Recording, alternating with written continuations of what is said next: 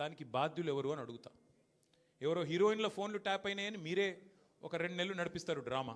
Police వాళ్ళు, Congress party వాళ్ళు మీరే లీకులు ఇస్తారు, మీరే రాయిస్తారు, మీరే మళ్ళీ మీదికి వెళ్ళి మా వ్యక్తిత్వాహనం చేసే ప్రయత్నం చేస్తారు. ఇక వీళ్ళని బెదిరించిందట, వాళ్ళని బెదిరించిందట అని మీరే రాపిస్తారు 2 నెలలు.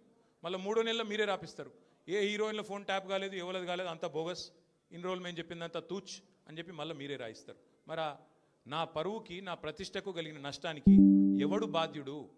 రేవంత్ రెడ్డి బాధ్యుడా? ఈ లీకులు ఇచ్చిన పోలీసు వాళ్ళు బాధ్యులా? రాసిన మీడియా వాళ్ళు బాధ్యులా? నేను అడుగుతా.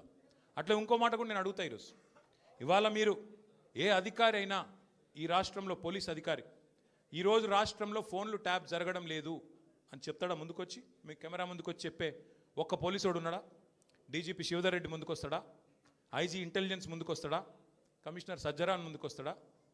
వాళ్ళకి తెలుసు, పోలీసు వాళ్ళకు భారతదేశంలో స్వాతంత్రం వచ్చిన తర్వాత ఆనాటి నుంచి ఈనాటి వరకు, నెహ్రూ గారి టైం నుంచి ఈరోజు మోడీ గారి టైం దాకా గూఢాచారి వ్యవస్థలు ఎప్పటికప్పుడు పనిచేస్తూనే ఉంటాయి. గూఢాచారి వ్యవస్థ ఎందుకు పనిచేస్తుంది? పోలీస్ నిఘా వ్యవస్థ ఎందుకు పనిచేస్తుంది?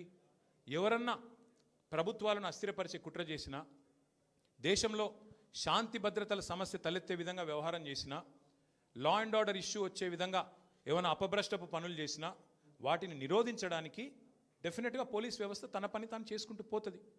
2015లో మన తెలంగాణ రాష్ట్రం ఏర్పడ్డ తొలినాళ్లలో మా ఎమ్మెల్యే గారిని ఒకరిని కొనడానికి ఒక దొంగ 50 లక్షల రూపాయల బ్యాగ్తో వచ్చి దొరికిండు. దొరికిన తర్వాత ఆ దొంగ మీద ఏమైనా నిఘా పెట్టిండ్రేమో పోలీసులు. మాకేం తెలుసు? మాకేం సంబంధం? పోలీసులు దొంగలు, వాళ్ళకు సంబంధం ఉంటుంది, మాకేం సంబంధం? మధ్యలో రాజకీయ నాయకత్వానికి. ఇవాళ వాస్తవం ఏంది?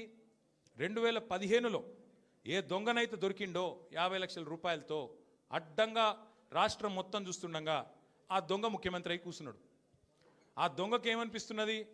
మిగతా వాళ్ళు కూడా నా లెక్కనే రాజకీయ నాయకులందరూ దొంగ పనులు చేస్తారు, మిగతా వాళ్ళు కూడా నాలాగనే బురద అంటియాలి, వాళ్ళను బదనాం చేయాలి.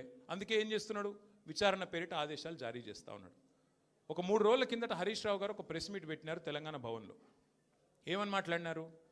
సింగరేణి కాలరీస్ ఏదైతే ఉన్నదో అక్కడ 1000 కోట్ల బొగ్గు కుంభకోణం జరిగింది. దానిలో ప్రధాన ముద్దాయి రేవంత్ రెడ్డి గారి బావమరిది సృజన్ రెడ్డి. ఆయన కింగ్ పిన్గా ఉంటూ ఈ అక్కరలేని సైట్ విజిట్ సర్టిఫికేషన్ భారతదేశంలో ఎక్కడ ఏ కోల్డ్ ఫీల్డ్లో లేదు.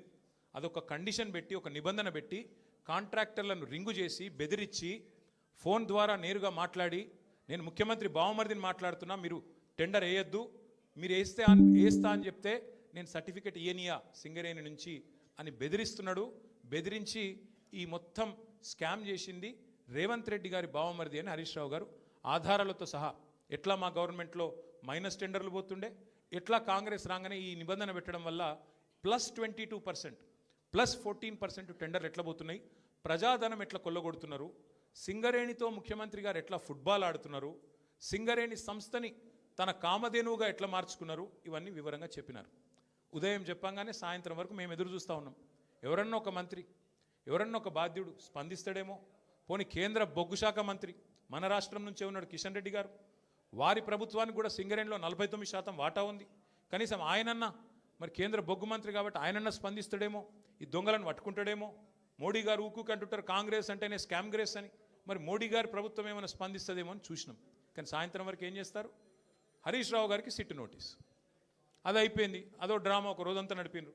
హరీష్ రావు గారు లోపల పోయినరు, ఉల్టా క్వశ్చన్లు వాళ్ళనే అడిగిండు, వాళ్ళకి ఏం చెప్పాలన్నా తెలియలేదు, నీళ్ళు నమ్మలేరు, అయిపోయింది. ఇప్పుడు మళ్ళా ఇక డైలీ సీరియల్, అదే సీరియల్ ఉంటుంది కార్తీక దీపం అని, అది మనసు మమత,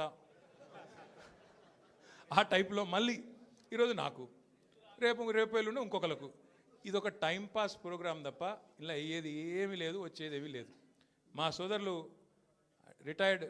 వాలంటరీ రిటైర్మెంట్ తీసుకున్న additional director general of police RS Praveen గారు మిగతా విషయాలు మీకు అన్నీ చెప్తారు, నేను ఎక్కువ చెప్పాను. ఎందుకంటే వారు ఇటున్నారు, వారు అన్ని విషయాలు వారు వివరంగా చెప్తారు. ఎందుకంటే వారు గతంలో ఐపీఎస్ ఆఫీసర్గా పనిచేసినారు, వారి తర్వాత ప్రెస్ మీట్ పెట్టి అన్నీ చెప్తారు. కానీ ఒకటి మాత్రం వాస్తవం, ఇవాళ రేవంత్ రెడ్డి గారు ఆయన దొంగ కాబట్టి, అడ్డంగా దొరికిన దొంగ కాబట్టి, ఇంకా దొంగ పనులు చేస్తూనే ఉన్నాడు కాబట్టి, అదేదో సినిమాలో బ్రహ్మానందం గారు దొంగ ఉంటాడు, ఉరికురికి దొరికిపోతుంటాడు, అట్లాగే ఈయన కూడా, ఈయన స్పెషాలిటీ ఏంటంటే ఉరికి దొరికిపోతాడు. ఉత్తగానే సింగరేణిలో దొరుకుతాడు, మూసీలో దొరుకుతాడు, హైడ్రాలో దొరుకుతాడు, ఎక్కడ పడితే అక్కడ దొరికిపోతాడు. హిల్ట్ కుంభకోణంలో దొరుకుతాడు, లగచర్లలో దొరికిపోతాడు. దొంగ ఫాస్ట్గా దొరికిపోవడం రేవంత్ రెడ్డి గారి స్పెషాలిటీ. ఇంకా విచిత్రం ఏంటంటే ఇవాళ ఒక దొంగ లేడు ఈ రాష్ట్రంలో. దండుపాలెం ముఠా ఉంది ఈరోజు. క్యాబినెట్ ఎవరిది వాళ్ళు అందిన కాడికి దోచుకోనే స్కీమ్లో భాగంగా ఈరోజు వాళ్ళు దోచుకుంటా ఉన్నారు. ఆ దోపిడీని మేము బయట పెడుతుంటే వాళ్ళకి ఎక్కడ లేని మంట వస్తున్నది మా మీద. మాకేం ఫరక్ పడది. మీకు తెలియదు కానీ మీడియా వాళ్ళు మీరు కూడా మాకు తెలియకుండానే సాయం చేస్తున్నారు. మీరేమనుకుంటారంటే ముఖ్యమంత్రి చెప్పిండు మేము ఇట్లా ఒక కేసు నోటీసులు వచ్చినాయి, మరి వీళ్ళని ఏదో విచారిస్తున్నారు అని చెప్పి లోపల పోగానే మేము పోగానే ప్లేట్ బ్రేకింగ్లు పెట్టి గుచ్చి అడుగుతుండ్రు అని మీరు పెడతారు. మాకేం బాధ లేదు, ఎందుకంటే 100 కోట్ల పబ్లిసిటీ మీరు ఫ్రీగా మాకు ఇస్తున్నారు.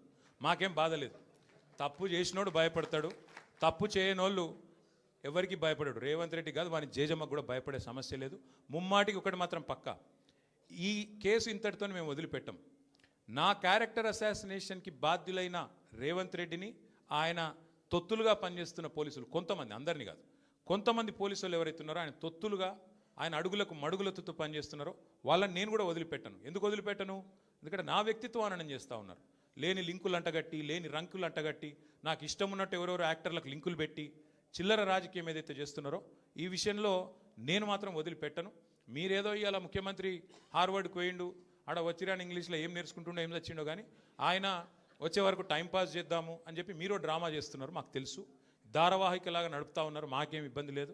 మీరు ఎన్నిసార్లు పిలిచినా వస్తాం, ఎందుకంటే చట్టాన్ని గౌరవించే పౌరులం. తప్పకుండా వస్తాం. మేము తప్పు చేయలేదన్న మాటనే చెప్తాము.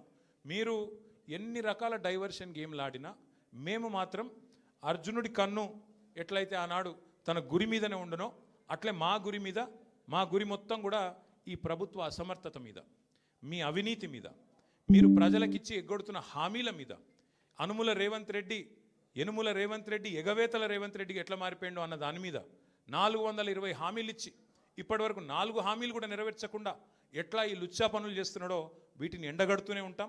100% వదిలిపెట్టకుండా ప్రాణం పోయేదాకా పోరాడుతూనే ఉంటాం. ఎవరికి భయపడకుండా, ఎవరికి తలవంచకుండా నిఖార్సైన తెలంగాణ బిడ్డలుగా, కేసీఆర్ గారి సైనికులుగా, కేసీఆర్ గారిని తిరిగి ముఖ్యమంత్రి చేసేదాకా మేమందరం కలిసికట్టుగా పనిచేస్తూ ఉంటామని చెప్పి తెలియజేస్తూ మీ అందరికీ కూడా సంఘీభావం చెప్పడానికి వచ్చిన ప్రతి ఒక్కరికి మళ్ళొకసారి ధన్యవాదాలు తెలియజేస్తూ, మిగతా విషయాలు వాళ్ళు నన్నేం అడిగినరు, నేను వాళ్ళనేం అడిగినా అవన్నీ సాయంత్రం మిగతా విషయాలు మాట్లాడుకుందాం. Thank you.